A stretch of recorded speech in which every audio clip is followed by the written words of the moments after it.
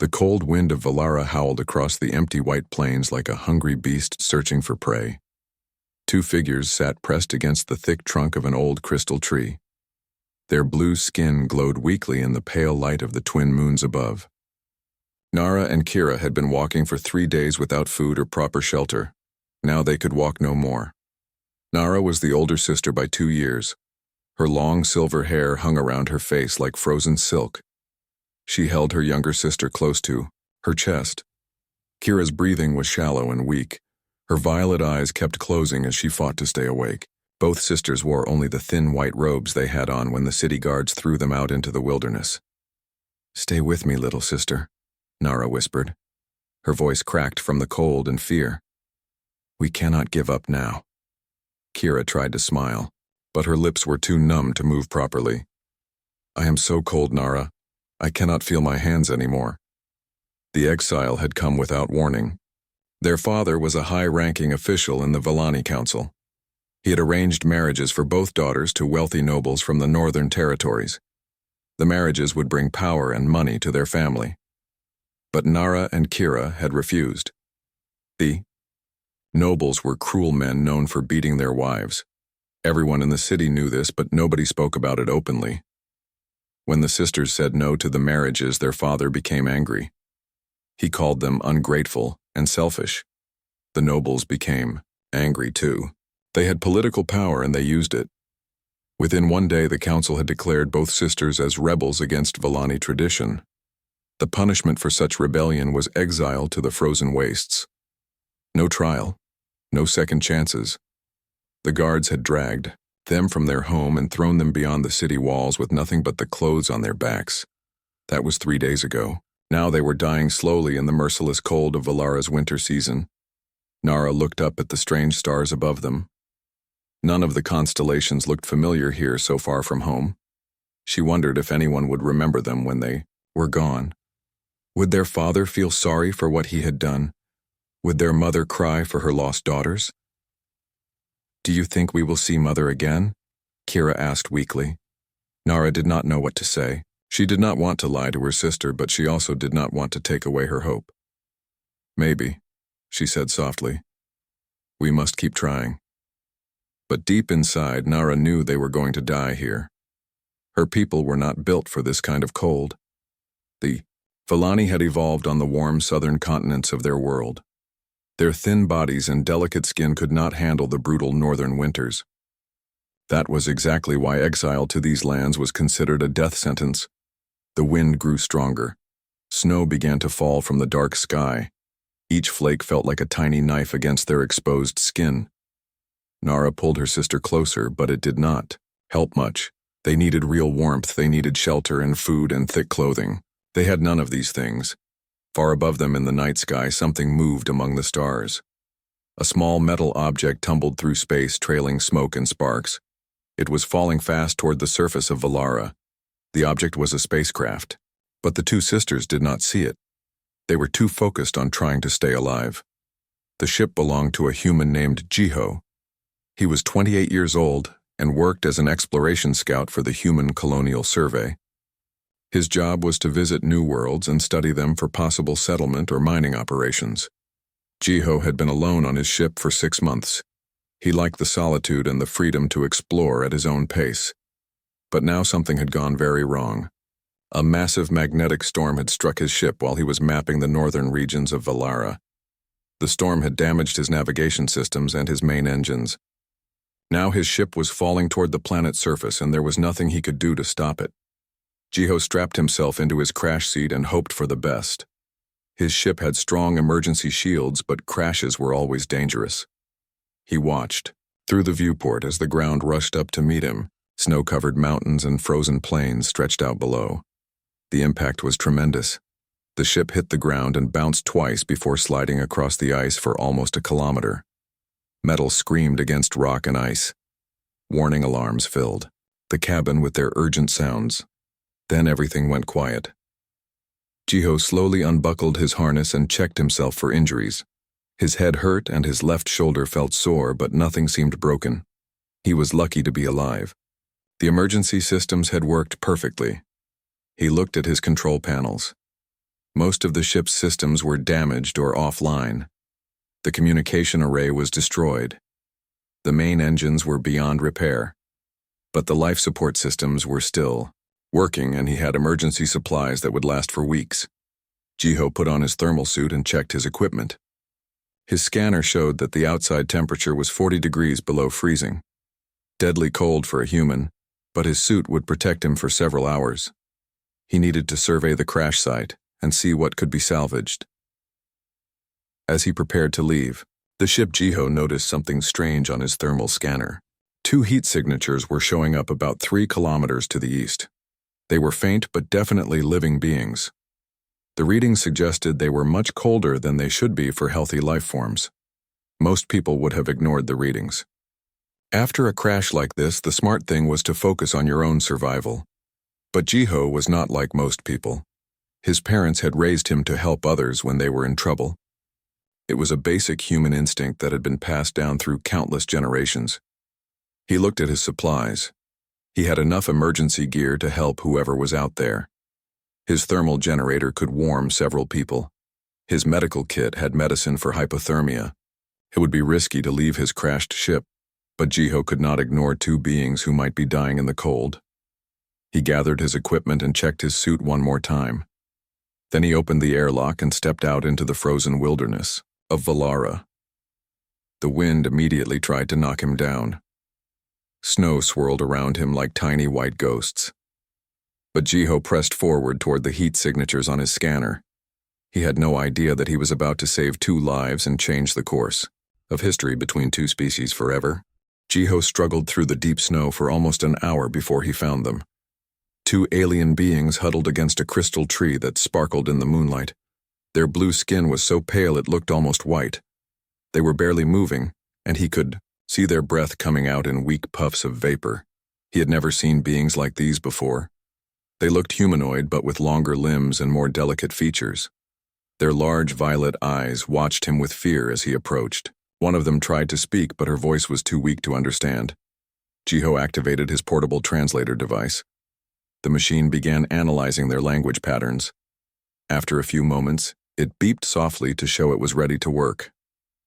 "Please, do not hurt us," the older alien whispered. Her words came through the translator in accented but clear English. "We have nothing left to take." "I am not here to hurt you," Jiho said gently. He kept his movements slow and calm so he would not frighten them more. "My name is Jiho. I am human. My ship crashed nearby and I saw your heat signatures on my scanner." The 2 aliens looked confused. The younger one spoke next. "Human? We do not know this word. What species are you?" "I come from a planet called Earth," Jiho explained. "But right now that does not matter. You are both suffering from hypothermia. That means your body temperature is too low. If I do not warm you up soon, you will die." He could see that both aliens were in the late stages of hypothermia. Their skin was pale and their movements were slow and clumsy. The younger one could barely keep her eyes open. They probably had less than an hour before their organs would start shutting down. "Why would you help us?" the older alien asked. "You do not know us. We could be dangerous." Jiho was already unpacking his emergency shelter kit. "Because you need help and I can give it. That is enough reason for me." This answer seemed to surprise both aliens. They watched in amazement as Jiho quickly set up a thermal shelter using metal poles and heat-reflecting fabric. Within minutes, he had created a small enclosed space that would trap warm air. "What are your names?" he asked as he helped them crawl into the shelter. "I am Nara," the older one said. "This is my sister Kira. We are Villani." "Nice to meet you both," Jiho said. He activated his thermal generator and warm air began filling the small space. "This will take some time to warm you up safely. Heating someone too fast after hypothermia can be dangerous." Kira was shivering violently now that her body was starting to respond to the warmth. "You carry amazing technology," she said through chattering teeth. "Are all humans as prepared as you?" Jiho smiled as he opened his medical kit. "Not all of us, but humans learn to be ready for emergencies. We have to be because we explore dangerous places. He gave each sister a heating pack to hold against their chest. Then he prepared warm nutrient drinks for them to sip slowly. The drinks would help raise their core temperature from the inside. "Why were you out here with no protection?" he asked. As he worked, Nara and Kira exchanged glances. Shame filled their eyes. "We were exiled from our city," Nara finally said. "We refused arranged marriages to cruel men. The council declared us rebels and threw us out to die." Jiho stopped what he was doing and looked at them with shock. "They exiled you just for saying no to marriage? That is terrible." "It is our way," Kira said sadly. "Vallani tradition demands obedience above all else, especially from females. We knew the punishment, but we could not accept those marriages. You were right to refuse," Jiho said firmly. "No one should be forced to marry someone they do not choose. Your council was wrong to punish you for that." Both sisters stared at him in amazement.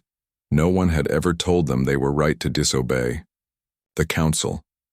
In Vallani society, questioning authority was considered the worst possible sin. "But now we will die anyway," Nara said.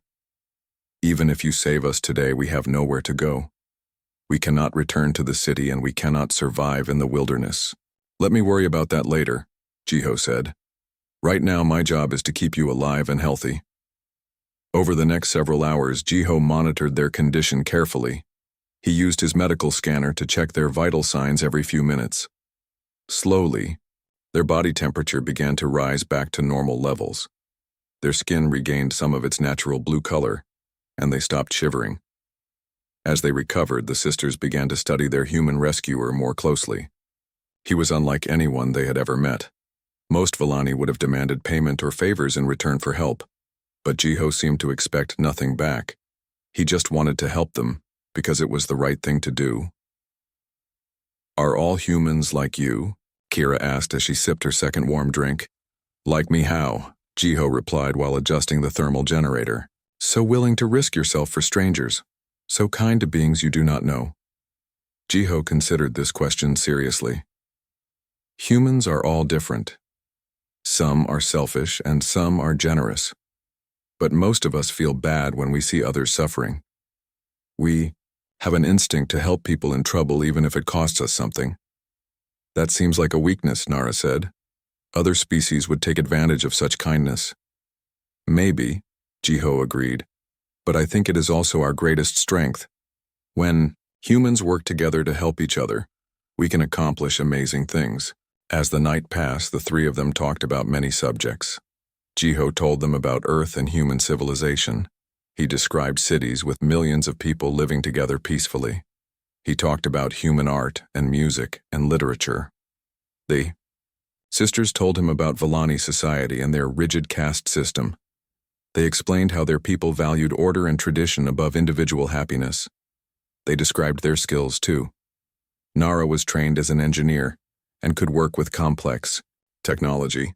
Kira was a tactical specialist who understood combat and strategy. "Your knowledge could be very useful," Jiho said. "My ship is badly damaged. I need to repair the communication system so I can call for rescue." "We will help you," Nara said, immediately. "It is the least we can do after you saved our lives." "You do not owe me anything," Jiho replied, "but I would appreciate your help." By morning, all three of them were feeling much better. The sisters were warm and fed, and no longer in danger of dying. Jiho had learned enough about them to know they were good people who had been treated unfairly by their society. As they prepared to leave the shelter and head back to his crashed ship, Jiho made a decision that would change all their lives forever. "I will not abandon you," he told them. "Whatever happens, we will face it together." The crashed ship looked worse in daylight than it had the night before. The hull was cracked in several places, and one of the engine pods was completely destroyed. But the main cabin was still intact, and the life support systems were working. Jiho led Nara and Kira inside and showed them around. The sisters had never been inside a human spacecraft before. They were impressed by the practical design and the advanced technology. "Everything is built for efficiency," Nara observed as she examined the control panels, "but also for comfort. This is very different from Vallani ships." "How are your ships different?" Jiho asked as he began gathering salvageable equipment. Volani ships are designed to show status and power, Kira explained. They have beautiful decorations, but they are not very practical. Only the highest-ranking officers get comfortable quarters. Jiho shook his head. That seems wasteful. On human ships, everyone gets basic comfort. Happy crews work better than miserable ones. They spent the morning assessing the damage and planning repairs. The communication array was badly damaged, but not completely destroyed. Nara studied the broken components with great interest. Her engineering training had taught her to work with energy systems, and she quickly understood how the human technology functioned. I can fix this, she announced after 2 hours of careful examination. But I will need some materials that are not available here. What kind of materials? Jiho asked. Crystalline conductors, energy-focusing lenses, and a power coupling that can handle high voltage. Kira looked up from the weapons locker she had been exploring. There is an old Volani research station about 20 kilometers south of here. It was abandoned years ago, but it might still have what we need. Is it safe to go there? Jiho wanted to know. The station itself should be empty, Kira said. But the journey will be dangerous. This region has ice bears and storm wolves. Both are very aggressive predators. Jiho considered their options. They could wait for rescue, but that might take weeks or even months. His ship had been far off course when it crashed, and the search area would be enormous. Getting the communication, array working was their best chance of survival. We will go together, he decided. I have weapons and survival gear. You know the terrain and the dangers. Together we should be able to make it safely. Over the next 3 days, they prepared for the journey. Jiho modified his thermal suits to fit the sisters' different body proportions. He taught them how to use human survival equipment. They taught him about Volani wildlife and weather patterns. During the long hours of preparation, they shared many stories about their different worlds and cultures. Jiho told them about Earth's diverse nations and how humans had learned to work together despite their differences. He described human art and entertainment. He explained how human democracy worked and how individuals could change society through voting and peaceful protest. The sisters were fascinated by these concepts. In Volani, society change only came from the top down. Individual citizens had no power to influence their government. The idea that common people could choose their own leaders seemed impossible to them. But how do you prevent chaos? Nara asked. If everyone can vote for different things, how do you make decisions? It is not perfect, Jiho admitted. Sometimes the process is slow and messy, but people support decisions they help make. That makes the whole system stronger. Kira was particularly interested in human military tactics. She had been trained in traditional Volani combat methods which focused on individual skill and honor. Human warfare emphasized teamwork and protecting civilians. Your people fight to defend others, she said with admiration. Volani warriors fight for glory and status. Your way seems more honorable. Humans learned that protecting innocent people is more important than personal glory, Jiho explained. War should only be fought when there is no other choice, and it should end as quickly as possible with minimal suffering. As they worked and talked together, bonds of friendship began forming between the 3 survivors. Jiho was impressed by both sisters' intelligence and skills. Despite their strict upbringing, they were curious about new ideas and eager to learn. Nara found herself drawn to Jiho's knowledge and his gentle way of explaining things. He never made her feel stupid for asking questions. He encouraged her natural curiosity about technology and science. In Volani society, females were not expected to understand complex subjects, but Jiho treated her as an equal. Kira admired Jiho's courage and his protective instincts. He had risked his own life to save them without knowing anything about them. He continued to put their needs before his own comfort. This selflessness was completely foreign to her experience, but deeply appealing. The 3rd night, as they sat around the small heater sharing a meal, Kira asked the question that had been bothering her. Why do you care so much about helping others? What do you gain from it? Jiho thought carefully before answering. My parents taught me that helping others makes the world a better place for everyone. When people take care of each other, society becomes stronger, everyone benefits. But what if the people you help cannot repay you? Nara pressed. Then I have still done the right thing, Jiho said simply. Sometimes the reward for doing good is just knowing that you did good. Both sisters found this philosophy amazing and confusing. They had been raised to believe that every action should benefit yourself or your family. The idea of helping strangers just because it was morally right seemed almost too noble to be real. Are you certain you are not some kind of saint or religious leader? Kira asked with a small smile. Jiho laughed. I am just an ordinary human. Most of my people would do the same thing in this situation. We are taught from childhood that all intelligent life has value. That night, as they settled down to sleep, Nara and Kira whispered together in their own language. They both felt something they had never experienced before. Not just gratitude to their rescuer, but something deeper and more personal. I think I am beginning to understand what the old stories meant about love, Nara confided to her sister. I feel it too, Kira whispered back. But how can we both love the same person? I do not know, Nara replied. Human customs might be different from ours. Maybe we should ask him. Not yet, Kira said. First, let us complete this journey and get rescued. Then we can worry about feelings. But both sisters knew that their feelings for Jiho were growing stronger every day. His kindness and strength had awakened emotions in them that their rigid society had tried to suppress. They were falling in love with the human who had saved their lives and shown them a completely different way of living. The next morning, they would begin the dangerous journey to the abandoned research station. None of them knew that this journey would test not only their survival skills but also the growing bonds between them. The challenges ahead would force them to depend on each other completely and trust each other with their lives. As they prepared their equipment and checked their supplies one more time, Jiho looked at his two alien companions and felt grateful for their friendship. He had no idea that both sisters were already imagining a future where they would never have to say goodbye to him. The adventure that would define all their destinies was about to begin. The journey to the abandoned research station had taken 4 days through treacherous mountain passes and frozen valleys. They had fought off 2 packs of storm wolves and survived a blizzard that lasted 18 hours. But they had succeeded in finding the materials needed to repair the communication array. Nara had worked for 12 hours straight to rebuild the damaged components using a combination of human and Villani technology. Her engineering skills combined with Jiho's equipment had created something neither species could have built alone. When she finally activated the repaired system, the communication array came online with a steady green light. "Signal is strong and clear," she announced with exhaustion and pride in her voice. "We can reach any ship within 50 light years."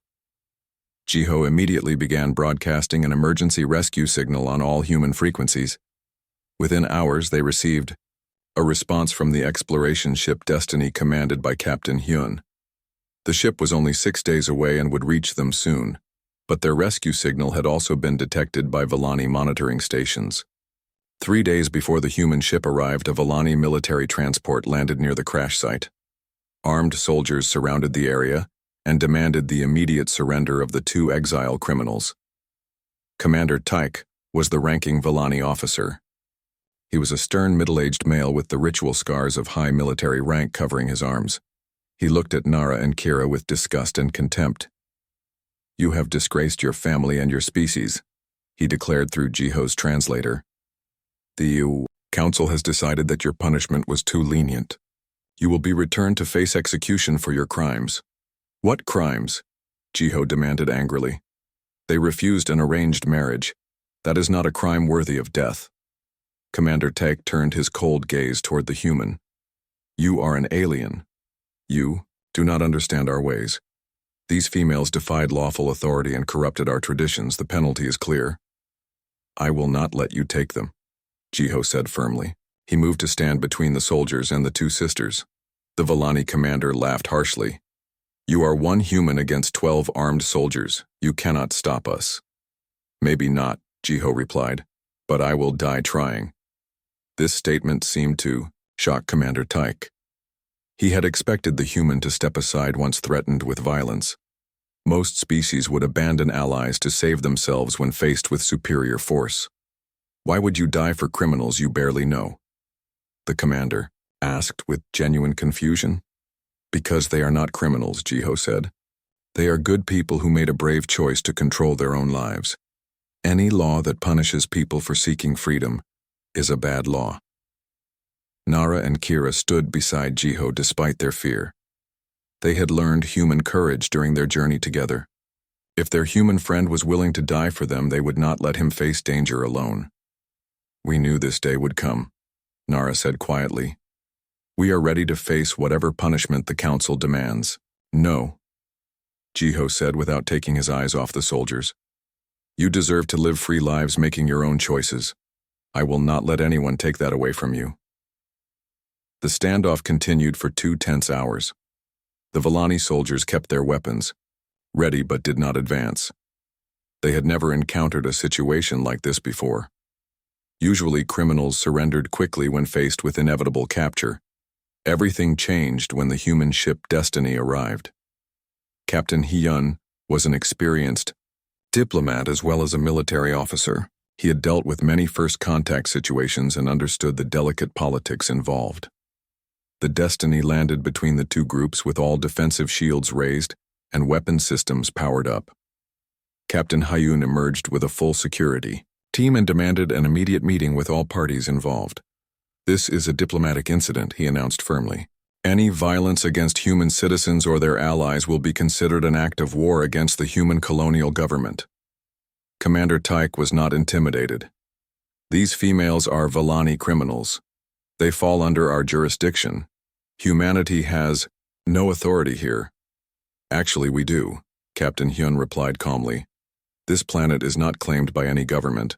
Under galactic law, anyone can claim refugee status and request asylum from persecution. He turned to address Nara and Kira directly. Do you wish to claim asylum with the human government? Both sisters looked at Jiho with hope and gratitude. Yes, they said together without hesitation.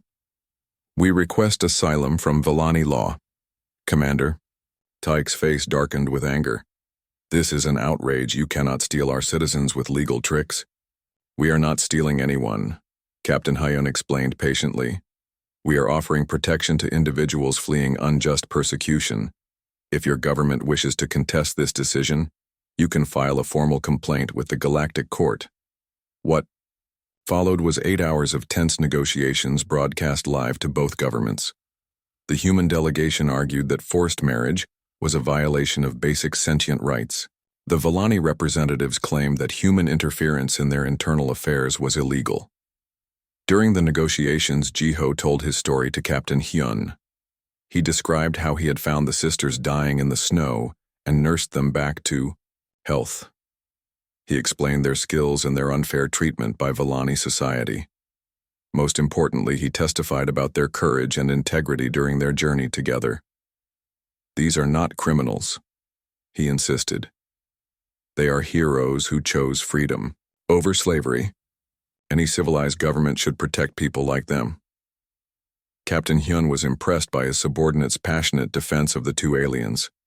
He had known Jiho for several years and had never seen him so emotionally invested in anything. It was clear that the young explorer cared deeply about the sisters' welfare. The negotiations revealed something unexpected about humanity's place in galactic politics. Most species viewed humans as primitive newcomers who were too emotional to be taken seriously. But Jiho's actions had demonstrated something that impressed even the Vallani. He had risked his life to save strangers simply because it was the right thing to do. He had shared his resources without expecting payment. He had stood up to superior force to protect people he cared about. These were qualities that even traditional Vallani culture claimed to respect.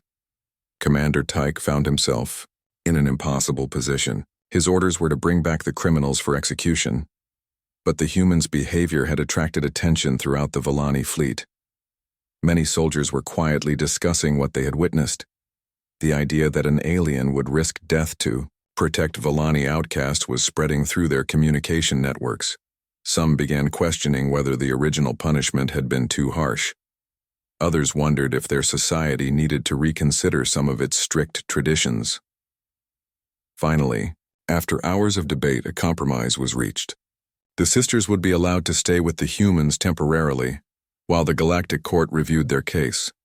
If the court ruled in favor of the Volani, they would be returned for punishment. If it ruled in favor of the humans, they would be granted permanent asylum. This solution satisfies no one completely, Captain Hyun observed privately to Jiho, but it prevents bloodshed and gives everyone time to consider their positions. As the Volani transport prepared to depart, Commander Tyke approached Jiho one final time. "I do not understand your species," he admitted, "but I respect your courage. Few beings would face 12 armed soldiers to protect others." "Any human would do the same," Jiho replied simply. "We believe that protecting innocent people is more important than protecting ourselves." Commander Tyke studied him for a long moment. "Perhaps there is wisdom in your beliefs," he said finally. "I will tell the Council what I have seen here, today." As both ships prepared to leave Valara, Nara and Kira faced an uncertain future. They had escaped immediate death, but they did not know if they would ever be truly free. What they did know was that they owed their lives to a human who had shown them a completely different way of looking at the galaxy. The rescue was complete, but the real challenges were just beginning.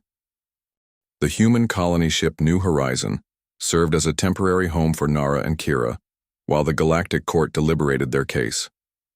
The ship was massive with comfortable quarters for 10,000 colonists. For the first time in their lives, the sisters experienced what it meant to live in a society that valued individual freedom. Captain Hyun had assigned them quarters near Jiho's cabin. They spent their days learning about human culture and technology. The ship's crew treated them with kindness and respect. No one demanded special favors or expected them to bow and scrape like servants. "I never imagined that life could be so peaceful," Nara confided to her sister as they watched Earth movies in the recreation center. "Everyone here seems so relaxed and happy." "It is because they choose their own paths," Kira replied. "They marry who they love. They work at jobs they find meaningful. They speak their minds without fear of punishment." Both sisters were learning English rapidly. They wanted to communicate with Jiho and the crew without relying on translator devices. During their language lessons, they also learned about human history and philosophy. They were amazed to discover that humans had once lived under systems similar to Volani society. But over centuries, they had fought wars and held revolutions to establish democratic governments and individual rights. The freedoms they now enjoyed had been won through great sacrifice and struggle. "Your people chose to change," Nara observed during one of their evening conversations with Jiho. "The Volani believe that tradition should never be questioned." "Tradition has value," Jiho agreed, "but it should serve people rather than rule them. When traditions cause suffering, they need to be examined and possibly changed." These discussions were opening new worlds of thought for both sisters. They began imagining what their own society could become if it embraced some human ideas about freedom and equality. Meanwhile, the legal proceedings at the Galactic Court were making headlines throughout known space. The case had attracted attention from dozens of species. It was the first time anyone had challenged Volani internal laws on the basis of universal rights. Human lawyers argued that forced marriage violated basic principles of sentient dignity that should apply to all species. They presented evidence that many Volani citizens secretly opposed their society's harsh traditions but were afraid to speak out. Volani representatives countered that human interference threatened their cultural identity. They claimed that allowing aliens to judge their internal affairs would destroy the stability that had kept their civilization peaceful for centuries. As the legal battle continued, something unexpected began happening on Valara itself. The story of two sisters who had chosen exile rather than submit to cruel marriages was spreading through underground networks. Many young Volani began questioning why their society allowed such injustices. Small protests started appearing in cities across the planet. Citizens held silent vigils for Nara and Kira. Some carried signs demanding reform of marriage laws. The Volani government tried to suppress these demonstrations, but they kept growing larger. Commander Tyek found himself caught in the middle of the controversy. His report about Jiho's courage had reached the highest levels of government. Some officials were beginning to wonder if their society had become too rigid and harsh. After 3 months of legal proceedings, the Galactic Court announced its decision. The judges ruled that forced marriage violated universal principles of personal autonomy that applied to all sentient species. Nara and Kira were granted permanent asylum with full rights as human citizens, but the court also offered an unprecedented alternative. If Villani society would reform its marriage laws to allow free choice, the sisters could return home with full pardons and protected status. This decision created a crisis in the Villani Council. Conservative members wanted to reject the court's demands and maintain their traditional ways. Progressive members argued that reform was necessary to prevent future diplomatic incidents. The debate raged for weeks, while the sisters waited aboard the New Horizon. They found themselves torn between different desires and loyalties. Part of them wanted to return home and help change their society. Another part wanted to explore the galaxy with their human friends. "What do you want to do?" Jiho asked them as they sat in the ship's observation deck watching stars wheel slowly past. "I want to go home and fight for change," Nara said after a long pause. "My engineering skills could help modernize our technology. Maybe I could also help modernize our thinking." "I want to see the galaxy," Kira admitted. "I want to learn about different species and different ways of living. The universe is so much bigger than I ever imagined." "Those are both good choices," Jiho said gently. "But what about us? What about the feelings we have developed for each other?" The question they had all been avoiding was finally in the open. During their months together, both sisters had fallen deeply in love with their human rescuer. They had also discovered that Jiho cared for both of them in return. "In human society, how would this work?" Nara asked quietly. "Can one person love 2 others equally?" "Some humans choose to have relationships with multiple partners," Jiho explained. "But it requires complete honesty and mutual respect. Everyone involved must agree to the arrangement freely. In Villani society, females often share one powerful male," Kira said. "But that is about property and status. This would be about love and choice." They spent many hours discussing their feelings and the practical challenges they would face. Both sisters wanted to be with Jiho, but they also had different dreams for their futures. The solution seemed impossible until Captain Hyun suggested an alternative that none of them had considered. "Why not split your time between different pursuits?" he proposed during a private meeting. "The galaxy is a big place with room for many different kinds of relationships and lifestyles." His suggestion sparked a new possibility. What if they created their own unique solution that honored everyone's desires and dreams? What if they refused to be limited by either human or Villani traditions? The breakthrough came when news arrived from Valara. After months of public pressure, the council had voted to reform their marriage laws. Citizens would now have the right to choose their own spouses and to refuse unwanted matches. The change had passed by only 3 votes, but it was officially law. "We could go home," Nara said with wonder. "We would be welcomed as heroes who helped bring about change. But we would still be bound by Villani society's other restrictions," Kira pointed out. "Females still have limited rights. We still could not travel freely or pursue careers of our choice." That night, the 3 of them made a decision that would define the rest of their lives. They would create a new kind of relationship that honored both their love for each other and their individual dreams and ambitions. The plan they developed was unprecedented in both human and Villani history.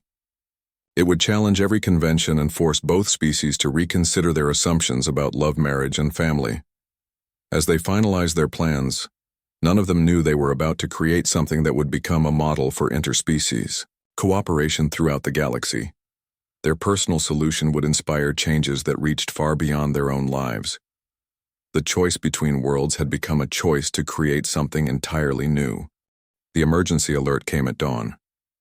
Jiwon woke to red lights flashing across his small cabin aboard their hidden research station. He jumped from his bed and ran to the main deck where Hana and Mira were already working at the computers.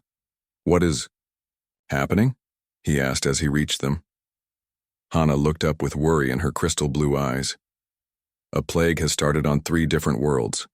Millions of people are getting sick. both humans and other species. Mira pointed at the screen showing news reports. Look at this, the sick people are losing their ability to process oxygen properly. Their bodies are shutting down. Jiwan studied the data flowing across their screens. His human mind began working on the problem while his psychic bond with the sisters let him feel their thoughts too. Together they were much stronger than apart. The pattern looks familiar, Hana said. Remember when we studied the old mining samples from Thylos 7? Yes, Jiwan nodded. The same energy signature. Something in those samples might hold the answer. For 3 days they worked without stopping. Jiwan's human knowledge of chemistry, mixed with Hana's Vellani energy science and Mira's artistic way of seeing patterns that others missed. Through their psychic bond, they shared ideas faster than any normal team could work. On the 4th day they found it. A way to use Vellani energy manipulation to create a cure that would work for all species. But they needed special equipment that only existed in the big research labs. We have to leave our hiding place, Mira said quietly. If we want to save those people. Jiwan knew she was right, but leaving meant facing both human and Vellani authorities who still considered them criminals and outcasts.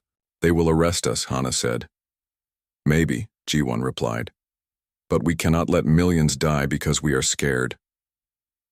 They sent their research data to both human and Vellani governments along with a message. They would come to the neutral space station Kepler Prime to present their cure. All they asked was a chance to save lives. 2 days later they arrived at Kepler Prime in their small salvage ship. The docking bay was full of ships from many different species. News crews waited everywhere.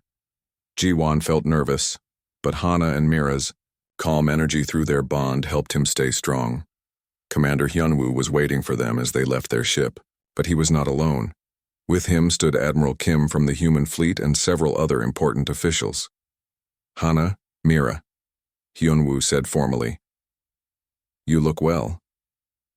Hello, Hyunwoo, Hana replied. Her voice was steady, but Jiwan could feel her mixed emotions through their bond. Admiral Kim stepped forward. Mr. Jiwan, we have studied your research. Our scientists confirm that your cure will work. Then why are we still talking? Mira asked. People are dying while we stand here. Hyunwoo smiled slightly. You have not changed, Mira. Still speaking your mind. They were escorted to the main research lab on Kepler Prime. For the next 18 hours they worked with teams of scientists from 5 different species. Jiwan showed them how to mix the chemical compounds. Hana demonstrated the energy patterns needed. Mira helped coordinate between all the different teams with her natural talent for understanding people. The cure worked perfectly. Within hours of the first treatments being given, the sick people began to recover. The plague was stopped before it could spread further. As they finished their work, Admiral Kim approached them. On behalf of the human government, I offer you full pardons and reinstatement to active service. There is a research position waiting for you, Jiwan. Very prestigious. Commander Hyunwoo stepped forward too. The Vellani Council has authorized me to offer the same. Hana, Mira, you can come home with full honors. Your families miss you. Jiwan looked at the sisters. Through their psychic bond, he could feel their thoughts. They were thinking the same thing he was. Thank you for the offers, Hana said politely. But we must discuss this together first. That night they sat in their small ship looking out at the stars through the viewing window. The space station bustled with activity around them, but inside their ship it was quiet and peaceful. What do you want to do? Jiwan asked them. Mira took his hand in hers. Her crystalline skin was warm and comforting. I want to stay with you. Both of you. We are family now.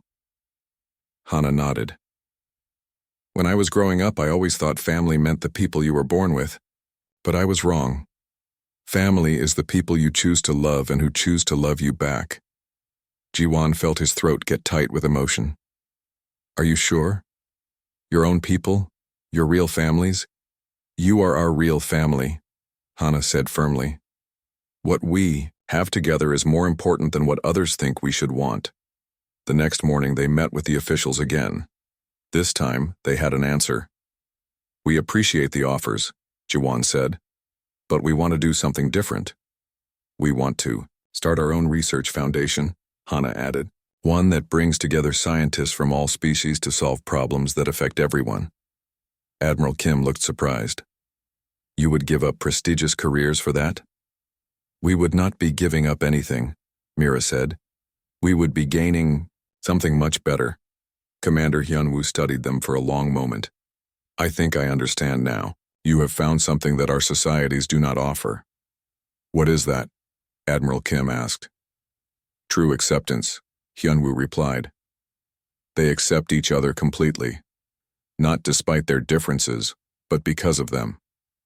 3 months later, their new research station was finished. It orbited a beautiful blue star in neutral space.